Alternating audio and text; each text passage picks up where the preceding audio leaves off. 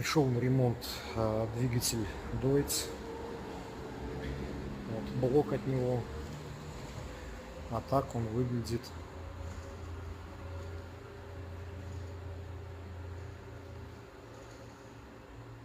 в стиле Лего.